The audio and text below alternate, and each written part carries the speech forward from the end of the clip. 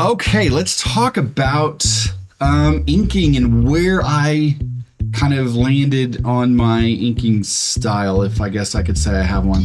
I used to spend so much time in my penciling stage, literally creating line weights, like building up line weights in pencil.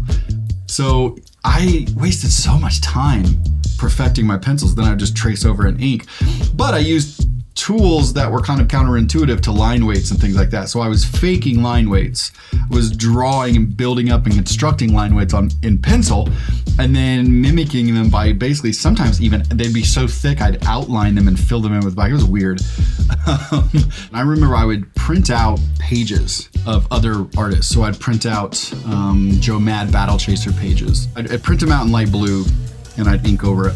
And I'd ink it over it with various tools. So brush, I'd ink over it with a Hunt 102, with the G pen, which is another kind of quill or nib. And I was just trying to be, you know, an inker.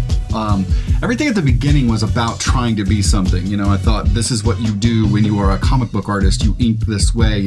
But what I realized is a lot of the people that I really grew up loving were cartoonists. You know, Charles Schultz and Jack Davis and Bill Watterson. For some reason, whenever I got in comic books, I kind of forgot them because they weren't comics, and I thought, well, you can only learn about comics through comics. So I spent a lot of years trying to ink a certain way that I thought was superhero comics. So I kind of just leaned back into that and thought, you know, instead of me trying to be what I think comics are, what kind of comic illustrator I'm supposed to be, I'll just do what I like to do and see if I can't plug that back into comics.